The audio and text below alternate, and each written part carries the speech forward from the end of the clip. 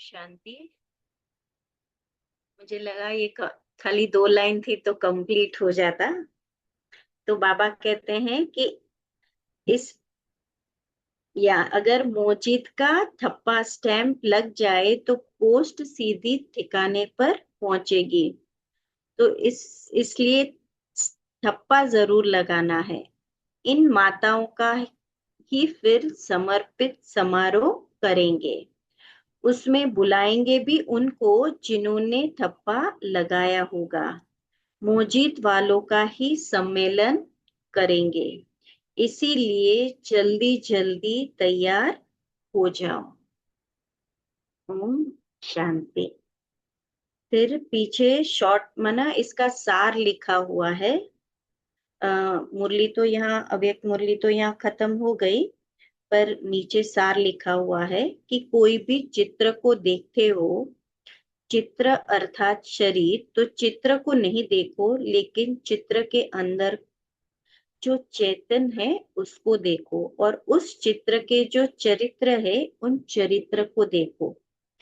चेतन और चरित्र को देखेंगे तो चरित्र तरफ ध्यान जाने से चित्र अर्थात देह के भान से दूर हो जाएंगे। एक एक में कोई ना कोई चरित्र जरूर है, क्योंकि ब्राह्मण कुलभूषण ही चरित्रवान है। सिर्फ एक बाप का ही चरित्र नहीं है, लेकिन बाप के साथ जो भी मददगार है उनकी भी हर एक चलन चरित्र है। ओम शांति।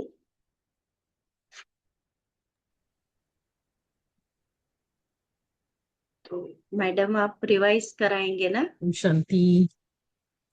जी जी जी। ओम शांति। सो ओम शांति। 18 सितंबर 69 की मुरली का हम रिवीजन कर रहे हैं, और मुरली का टाइटल है त्रिनेत्री त्रिकालदर्शी और त्रिलोकीनाथ बनने की युक्तियां। तो इसके जो इम्पोर्टेंट पॉइंट्स है वो हम अभी रिवाइज करेंगे। अराउंड 8 पॉइंट्स है। तो सबसे पहले तो बाबा हमें यही बता रहे कि अपनी व औरों की आकृति को न देख अव्यक्त को देखेंगे तो आकर्षण मूर्त बनेंगे। तो हमें आकर्षण मूर्त बनने के लिए अपने भी और औरों की भी क्या करनी है, आकृति को नहीं, आकृति या देह या चित्र उसको नहीं देखते हुए क्या करना है, जो उसमें अव्यक्त है या जिसमें जो चेतन है, चरित्र है, देही है, उसको हमें देखना है। तो क्या होगा, हम आकर्षण मूर्त, आकृति के अंदर जो आकर्षण रूप है वो क्या है, वो चेतन, वो चरित्र। तो उसको देखने से ही अपने से औरों को आकर्षण होगा। तो अब यही अव्यक्त सर्विस रही हुई है, क्योंकि अभी हमें अव्यक्त सर्विस क्या करनी है वही बाबा पक्का करा रहे हैं। व्यक्त में क्यों आ जाते हो, तो ये व्यक्त आने का कारण क्या है, इसका कारण क्या है। और व्यक्त आने से क्या होता है, व्यर्थ संकल्प चलते हैं, फिर व्यर्थ कर्म होते हैं। व्यक्त और अव्यक्त में क्या अंतर है, नुकसान और फायदा, ये सब हम जानते हैं। जितना अव्यक्त स्थिति में रहेंगे तो अतीन्द्रिय सुख का अनुभव होता है, उतना हम स्वयं राजा बन जाते हैं। और व्यक्त में रहेंगे तो दुख है, फिर कठपुतली समान परिस्थितियों से हम नचते नाचते रहते हैं।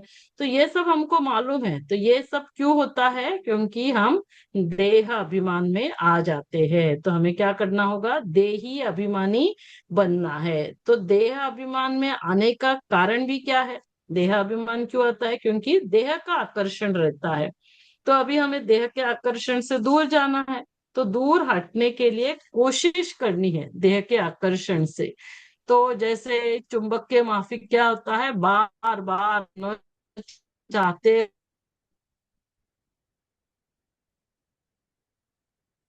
हुए ही हम क्या होते हैं, व्यक्त भाव में आते हैं। देंगे ये विशेष शब्द क्या याद रखेंगे, संयम, जिसको ही कहेंगे नियम मर्यादाएं, जो हमें बाबा ने नियम मर्यादाएं दी हुई है। तो ये जो संयम ये याद रहेगा तो हमें विशेष देही अभिमानी बनने के लिए, आकर्षण मूर्त बनने के लिए तीन शब्द यहाँ बाबा ने कहे हैं, स्वयं, संयम और सर्वशक्तिवान समय। तो जब हम स्वयं को जान लेते हैं तो स्वयं को और सर्वशक्तिवान बाप को पूर्ण रीति जानने के लिए हमें क्या करना है, नियम मर्यादाओं को फॉलो करना है। तो क्या होगा, हम स्वयं को भी जानेंगे, सर्वशक्तिवान को जानेंगे।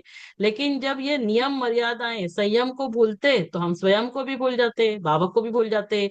अलबेलेपन के संस्कार भी क्यों आते हैं, क्योंकि संयम नहीं है, नियम मर्यादाओं को फॉलो नहीं करते हैं। तो संयम जो है वो स्वयं और सर्वशक्तिवान बाप को समीप लाता है।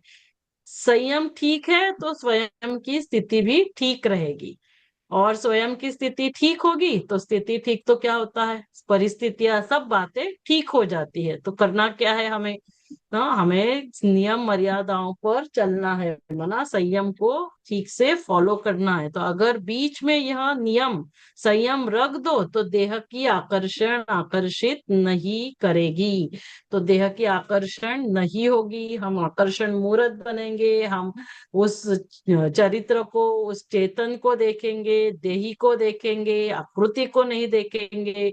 तो देह की आकर्षण आकर्षित नहीं करेगी। तो तीन बातें क्या पक्की करेंगे, स्वयं की याद, संयम और समय, है ना। समय अभी कौन सा चल रहा है और उस समय अनुसार अभी हमें इसको 100% फॉलो करना ही है। और ये तीन बातों को फॉलो करेंगे, याद रखेंगे तो क्या बन जाएंगे, त्रिनेत्री, है ना। तो ज्ञान का तीसरा नेत्र खुलेगा।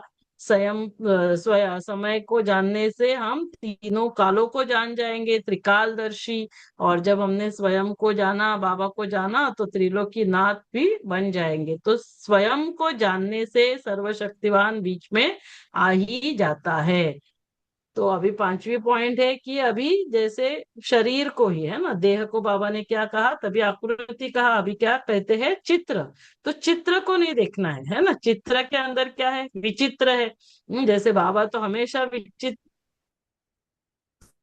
है, उनको तो अपना चित्र ही नहीं रहता। तो चित्र के अंदर जो चेतन है ना, जो चरित्र, चरित्र और विचित्र, ये याद करने के लिए बाबा ने दोनों शब्द ऐसे लिए। तो चित्र के जो चरित्र है ना, तो हमें क्या करना है, चरित्रों को देखना है, हर एक के अंदर जो गुण है। तो हम सर्वगुण संपन्न बन जाएंगे, हमारा लक्ष्य क्या है, सर्वगुण संपन्न बनना। तो चेतन और चरित्र को देखेंगे, है ना, उस चेतन देही आत्मा अव्यक्त, उसको देखेंगे, उसके गुणों को देखेंगे। तो चरित्र तरफ ध्यान जाने से क्या हो जाएगा, चित्र अर्थात देह के भान से दूर हो जाएंगे। तो एक तो पहले बाबा ने कहा नियम मर्यादाओं को फॉलो करो तो भी देह का आकर्षण नहीं होगा। अभी क्या करना है, दूसरा, दूसरों में जो भी विशेषताएं हैं, चरित्र है, वो देखेंगे। तो उनके देह को हम नहीं देखेंगे, क्योंकि ब्राह्मण कुलभूषण ही चरित्रवान है, हर लाश मणका भी क्या है, चरित्रवान है। तो हर एक के अंदर कुछ ना कुछ विशेषताएं हैं। तो बाबा के साथ जो भी मददगार है, हर एक चलन चरित्र है, तो हर एक की चलन चरित्र है। तो चरित्र को देखो और चेतन व विचित्र को, तो क्या देखना है, चेतन, विचित्र, जो आत्मा है, और उसके जो विशेषता है, गुण। तो विचित्र और चरित्र, फिर क्या याद रखेंगे, तो देह के आकर्षण न होने के लिए पहला बाबा ने हमें क्या बताया, हमें तीन शब्द, स्वयं, संयम और दूसरा है समय, उसको याद करना है। अभी क्या करना है, देह का की आकर्षण हाँ न हो तो विचित्र और चरित्र, इसको याद रखना है। ना चाहते हुए भी खींच लेती है तो वो दूर हो जाएगी। तो वर्तमान समय यही दो पुरुषार्थ हमें मुख्य करने हैं, एक तो स्वयं संयम, नियम मर्यादाओं को फॉलो करे, समय को देखे। तो ये तीन बातें, दूसरा क्या करेंगे, हर एक के अंदर की विशेषताएं, विचित्र और चरित्र को देखेंगे। तो अपने को बदलने के लिए पहले यह जो भाव है, उस भाव को बदलने से सब बातें बदल जाएगी। तो ये जो भाव है ये हमें अभी बदलना है ना। कहीं पर भी हमारी आसक्ति नहीं जानी चाहिए। आसक्ति खत्म करने के लिए क्या करना है, शक्ति और आसक्ति, क्या शब्द याद रखेंगे, शक्ति आसक्ति। शक्ति समझो तो आसक्ति समाप्त हो जाएगी। तो आसक्ति है तो क्या होता है, आसक्ति मना देह की तरफ, देह के पदार्थों की तरफ। तो जहां पर भी आसक्ति है तो माया आ जाती है, माया भी आ सकती है। आसक्ति को खत्म करना है, चाहे वो कोई भी आसक्ति, चाहे देह की, चाहे देह के पदार्थों की, अपनी देह या संबंधियों की देह पदार्थ। तो आसक्ति उत्पन्न हो तो उस समय यही याद रखेंगे, क्या याद रखेंगे? मैं शक्ति हूँ, शक्ति हूँ याद रखने से आसक्ति खत्म हो जाएगी। शक्ति हूं तो आसक्ति खत्म। तो तीन विशेष फ्रेजेस याद रखेंगे: स्वयं, संयम, समय, दूसरा विचित्र चरित्र, और तीसरा मैं शक्ति हूँ। तो क्या होगा? आसक्ति समाप्त। और विशेष माताओं में विशेष कौन सा विघ्न आता है? मोह। तो मोह भी क्यों आता है? मोह मेरे से होता है। तो जब पहला वायदा ही हम भूल जाते, पहला वायदा क्या है? मैं भी तेरी और मेरा सब कुछ भी तेरा। तो तेरे को मेरे से मिला देते हो, तो पहला वायदा ही भूल जाते। तो पहला पहला वायदा क्या है? हाँ, एक तो मैं भी तेरी, मेरा सब कुछ तेरा, जो कहोगे वो करेंगे, जो खिलाएंगे, जहां बिठाएंगे। तो इस वायदे को हमें पूरा पक्का याद करना है। बाप तुमको कहाँ बिठाते हैं? अव्यक्त वतन में। फिर तुम व्यक्त वतन में क्यों आ जाते हो? तो वायदा किया है उसको निभाकर दिखाएंगे, है ना? तो क्या बनेंगे? सरेंडर बुद्धि। तो आप सभी सरेंडर हुए हो। फिर मोह कहाँ से आया? तो मतलब तीर लगा हुआ है, लेकिन अभी क्या है? वहां मोह आता है, इसका मतलब तीर लगा है लेकिन पूरे जले नहीं, मरे हैं, जले नहीं। रावण को पहले मारते फिर जलाते तो मरजीवा बने हो, परंतु जलकर एकदम खाक बन जाए तो सरेंडर में न माना क्या? मेरा कुछ रहा ही नहीं। संपूर्ण समर्पण, है ना? क्या क्या अर्पण करेंगे? तन मन धन सब कुछ अर्पण। तो मन में अपने अनुसार संकल्प उठा ही कैसे सकते? तन से विकर्म कर ही कैसे सकते? धन को भी विकल्प अर्थात व्यर्थ कार्यों में कैसे लगा सकते? तो इसका मतलब क्या है? जो पहला वायदा ही भूल जाते हैं हम, वापिस ले लेते हैं, है ना? तेरे को मेरे में करते हैं। तो जबकि तन मन धन दे दिया तो मन में क्या चलना है वो भी श्रीमत मिलती। तन से क्या करना, धन से क्या करना। तो अभी क्या करेंगे? ये जो हमारा तेरे को मेरे से मिला नहीं देना है, तेरा मैं भी तेरी, मेरा सब कुछ भी तेरा। तो मन दे दिया तो अवस्था क्या हो जाएगी? मन मना भव, उसका मन वहां ही लगा रहेगा। तो मोहजित बन जाएंगे। मोहजित बनने के लिए अपने वायदे को याद करो। मोहजित का ठप्पा लग जाएगा तो क्या होगा? वो सीधी ठिकाने पर पहुंचेगी। तो मोहजित बनना है, संपूर्ण सरेंडर तन मन धन से। तो सिर्फ वायदा याद रखना है कि मैं भी तेरी, मेरा सब कुछ भी तेरा, जो कहोगे वो करेंगे, जो खिलाएंगे, जहां बिठाएंगे। तो कहाँ बैठना है? अव्यक्त वतन में बैठना है।